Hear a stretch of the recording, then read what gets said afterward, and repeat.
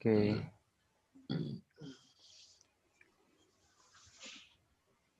Assalamualaikum warahmatullahi wabarakatuh. Selamat malam, shalom. Kami dari kelompok 2, Provinsi Sumatera Utara, akan melakukan presentasi.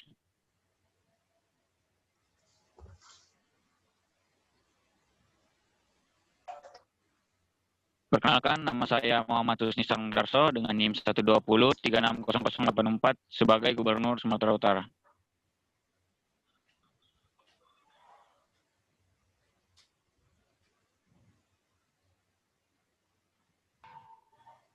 Perkenalkan, nama saya Yusrani Sitompul, NIM 120120177 sebagai Sekretaris Daerah.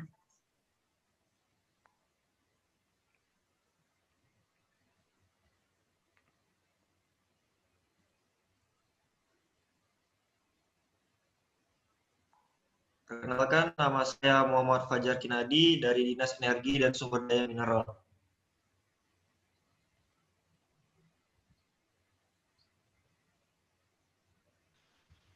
Perkenalkan, nama saya Grace Abigail Sijabat, NIM 120190180 dari Dinas Industri dan Perdagangan. Perkenalkan, nama saya Riki Mangyokto Pasaribu, NIM 120400121 dari Dinas Komunikasi dan Informatika.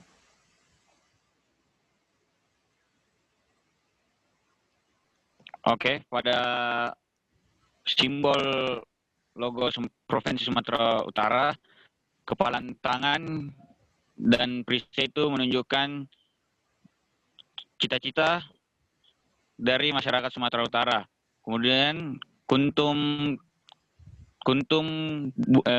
kapas yang berjumlah 17 dan 45 butir padi yang menunjukkan hari jadi Republik Indonesia. Selanjutnya,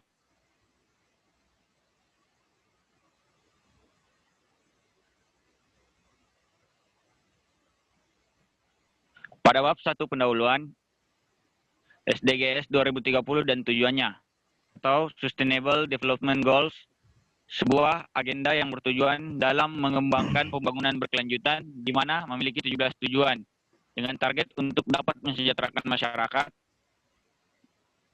Semua tujuan itu telah disepakati oleh PBB yang diharapkan dapat memperbaiki serta menjaga peningkatan kesejahteraan ekonomi masyarakat, pembangunan yang dapat menjaga kualitas kesehatan, lingkungan hidup, dan terlaksananya tata pengelolaan yang dapat menjaga dari generasi ke generasi berikutnya. Selanjutnya,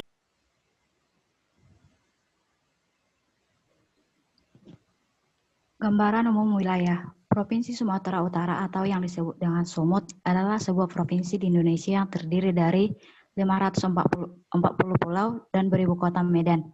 Sumatera Utara terletak di bagian utara Pulau Sumatera Utara yang berdekatan dengan Aceh. Sumatera Utara dikenal dengan Danau Toba, kerukunan antar etnis, dan dikenal dengan penghasil karet.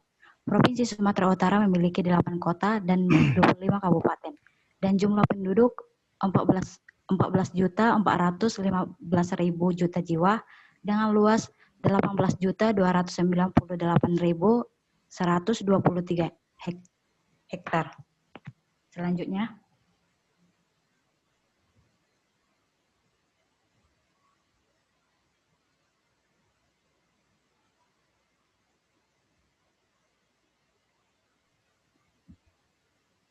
Baik, dalam identifikasi potensi bidang energi dan sumber daya mineral, yang pertama itu ada potensi energi yang terintegrasi cukup besar dan terbesar di beberapa kecamatan.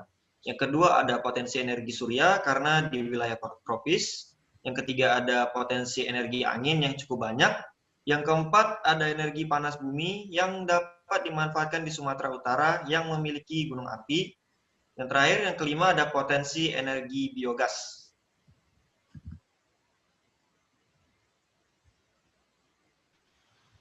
Identifikasi potensi bidang industri dan perdagangan. Yang pertama adalah meningkatkan pengawasan peredaran barang. Yang kedua, terciptanya stabilitas harga. Yang ketiga, meningkatnya kualitas pasar. Keempat, meningkatnya nilai tambah produksi. Yang kelima, terciptanya industri kecil dan menengah. Yang keenam, meningkatnya kualitas SDM atau yang bisa disebut sumber daya manusia. Yang ketujuh, terwujudnya ketersediaan kebutuhan bahan pokok. Selanjutnya, identifikasi potensi Kominfo. Yang pertama yaitu peningkatan pers, yang kedua penyiaran, ketiga informasi transaksi elektronik, dan yang keempat yaitu kebenaran publik. Lanjut. Kemudian bab 2 identifikasi masalah yang diturunkan dari gubernur, kemudian ke sekretaris daerah dan dibagi ke Dinas Energi dan Sumber Daya Mineral, Dinas Industri dan Perdagangan, Dinas Lingkungan, dan Dinas Komunikasi dan Informatika.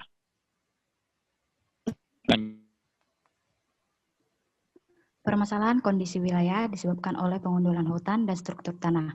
Permasalahan kondisi demografis, kesetimbangan penduduk dalam pemenuhan kebutuhan pelayanan seperti kesehatan, pendidikan, dan infrastruktur yang lebih cenderung ke kota. Permasalahan ekonomi dan sumber daya alam, lama daya saing, produktivitas, dan kualitas untuk menembus regional dan internasional akibat dari ekonomi dan non-ekonomi.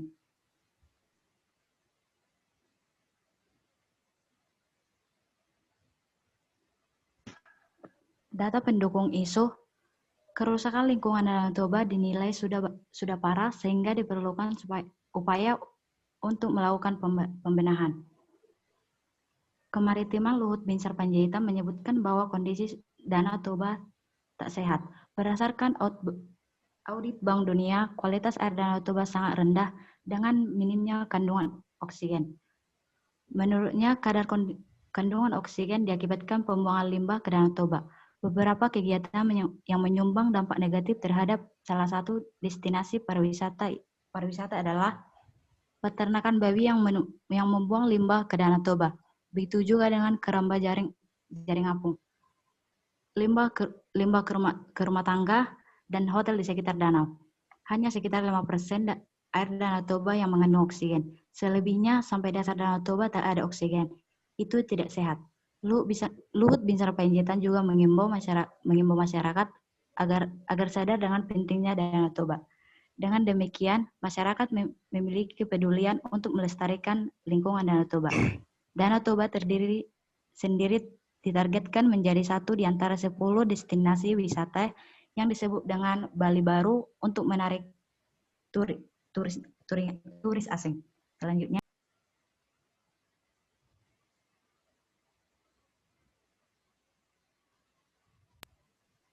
Solusi 1. Membangun infrastruktur. 2. Melakukan tindakan tegas kepada pelaku perusak lingkungan. 3. Meningkatkan pelayanan di pelosok Sumatera.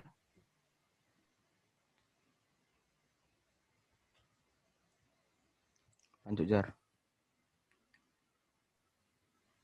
Pada Dinas Energi dan Sumber Daya Mineral, ya dari intinya itu adalah kurang pengoptimasian energi terbarukan. Itu ada regulasi sektor energi dan sumber daya mineral masih kurang lengkap, terutama perda-perda yang belum disertai petunjuk teknis.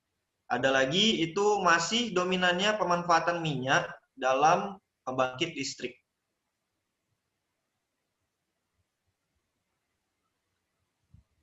Untuk data pendukung isu strategisnya itu ada Direktur Bank Indonesia Perwakilan Sumut, Andi Wiana, menyatakan potensi energi baru dan terbarukan di Sumatera Utara sangat besar. Dimanfaatkan dan dikelola secara optimal bisa menjadi potensi ekonomi. Bank Indonesia, kata Andi Wiana, berusaha menjadi insektor untuk terciptanya diskusi guna menyinkronkan program-program itu. Dia optimis potensi energi Sumut saat ini sangat mencukupi, bisa jadi sumber ekonomi. Tetapi yaitu, kita perlu duduk bersama berbagai pihak melihat bagaimana yang terbaik untuk Sumatera Utara, kata Andi Wiana. Dalam keterangan tertulis yang diterima Republika Co.id, Andi Wiana menambahkan sumber daya yang ada saat ini belum dikelola secara optimal. Misalnya Sungai Asahan yang sebenarnya masih bisa dikembangkan. Selain itu, terdapat geotermal dan sumber-sumber lain, yaitu pembangkit listrik tenaga gas, PLTG. Dari permasalahan tersebut, solusinya itu pemerintah seharusnya lebih memperhatikan pemanfaatan suatu sumber energi terbarukan dan potensi daerah lalu berhenti terus mengandalkan solar dan batu bara sebagai bahan bakar pembangkit listrik. Yang kedua, ada menggunakan energi terbarukan yang lebih ramah lingkungan. Dan yang ketiga, ada pemerintah harus terus berkreasi mengelola kekayaan alam dengan baik agar bisa memberi manfaat kepada masyarakat. Lanjut, Grace. Dinas Perindustrian dan Perdagangan, kurangnya prasarana dan sumber daya manusia yang memadai. Sarana dan prasarana gedung UPT masih kurang memadai.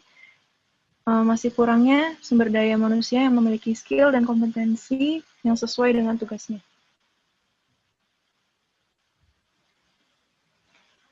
Data pendukung isu-isu strateginya adalah identifikasi permasalahan berdasarkan tugas dan fungsi pelayanan SKPD, di mana SKPD adalah satuan kerja perangkat daerah, perangkat pelaksana fungsi eksekutif yang harus berkoordinasi agar penyelenggaraan pemerintah berjalan dengan baik.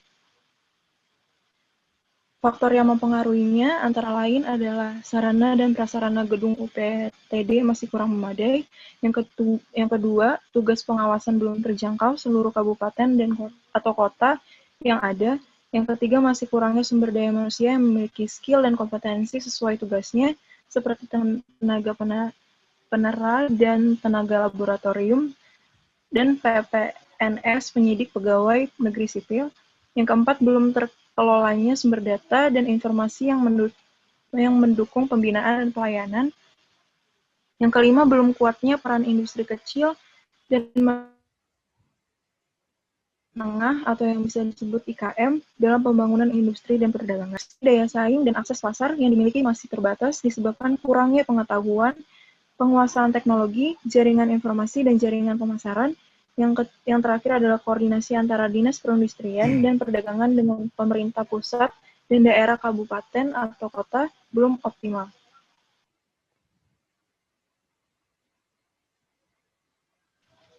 Solusinya ada dua, yaitu memberikan pelatihan untuk memperkuat skill dan kompetensi, yang kedua, struktur yang ada. Selanjutnya yaitu Dinas Komunikasi dan Informatika. Yang pertama, belum siapnya operation mapping yang berkualitas dan memadai kuantitasnya, kurangnya persiapan dalam penyebaran informasi untuk memenuhi kebutuhan bagi seluruh masyarakat Sumatera. Yang ketiga, mengimplementasikan berbagai peraturan dan perundang-undangan dalam bidang komunikasi dan informatika. Yang keempat yaitu masih rendahnya jangkauan siaran TVRI Sumut dan blank spot di 13 menara pemancar. Data pendukungnya yaitu yang pertama, letak geografis Sumatera Utara. Permasalahan utamanya adalah bagaimana pemerintah Provinsi Sumatera Utara mempersiapkan operation mapping dengan program kegiatan yang berkualitas dan memadai kuantitasnya, khususnya di wilayah perbatasan dan pulau-pulau terdepan yang berhadapan langsung dengan perairan internasional dan negara tetangga. B. Yang kedua, penduduk dan pemerintah Sumatera Utara. Permasalahan utamanya adalah bagaimana Dinas Komunikasi dan Informasi Provinsi Sumatera Utara menyusun kebijakan dan berbagai standar operasional dan standar pelayanan minimal dalam penyebaran informasi untuk memenuhi kebutuhan bagi seluruh masyarakat Sumatera Utara. Yang ketiga yaitu era otonomi daerah.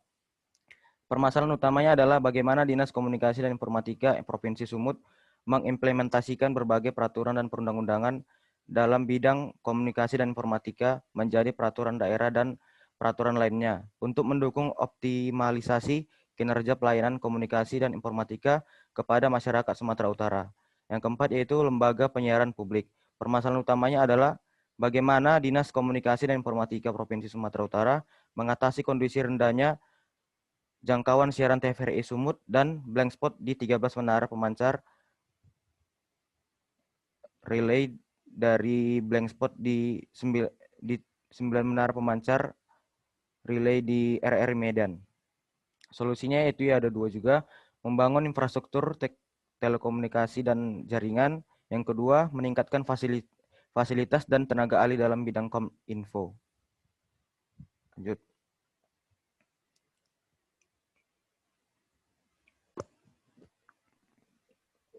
Kemudian gambaran umum peran dan potensi Sumatera Utara adalah wilayah yang dekat dari Malaysia dan Singapura secara geografis, sehingga ini bisa menjadi potensi jalur perdagangan internasional. Selain itu, pembangunan di Sumatera Utara yang pesat membantu perkembangan sektor industri, pertanian, dan pariwisata. Wisata Sumatera Utara, terutama Danau Toba, menarik perhatian wisatawan internasional dan yang menyebabkan devisa negara bertambah dan menarik investor asing untuk berinvestasi di Sumatera Utara.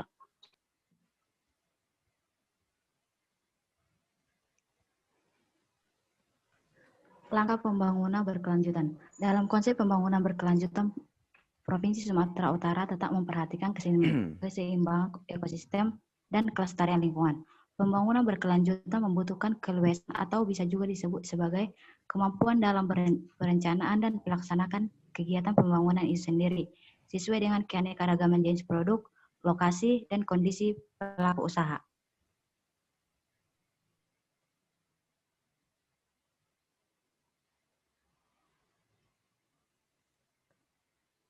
Grace.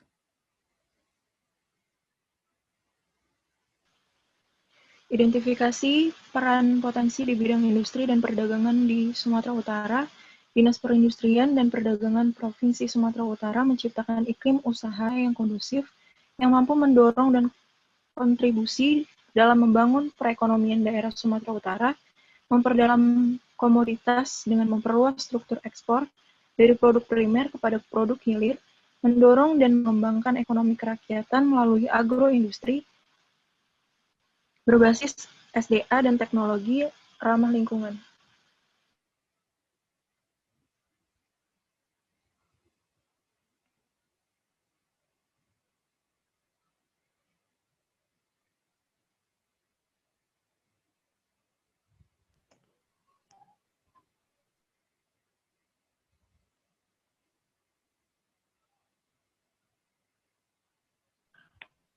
Oke, identifikasi peran potensi di bidang energi dan sumber daya mineral Sumatera Utara. Daerah di Indonesia memiliki potensi tersendiri, seperti potensi energi yang berada di wilayah Sumatera Utara, seperti potensi energi surya, panas bumi, energi air, angin, dan energi biogas. Dengan memanfaatkan potensi energi tersebut, dapat menyokong tenaga energi yang dibutuhkan sampai di mana Indonesia Emas 2045 akan banyaknya penghasil energi dapat menghasilkan serta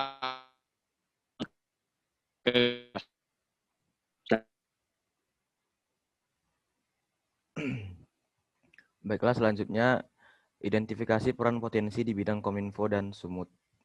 Pemerintah Provinsi Sumatera Utara melalui Kominfo melaksanakan dialog interaktif dengan topik peran pramuka perguruan tinggi dalam membangun human capital dan menyambut Indonesia Emas di tahun 2045. Untuk membangun human capital dan menyambut Indonesia Emas, persiapan dan hal yang sudah disiapkan pramuka sesuai dengan peraturan materi pendidikan dan kebudayaan nomor 63 tahun 2014, siswa sekolah mulai dari SD, SMP, dan SMA saat ini diwajibkan untuk mengikuti ekstrakurikuler pramuka. Selain itu, perguruan tinggi juga diwajibkan untuk mengikuti kegiatan tersebut terkhusus Fakultas Keguruan dan Ilmu Pendidikan.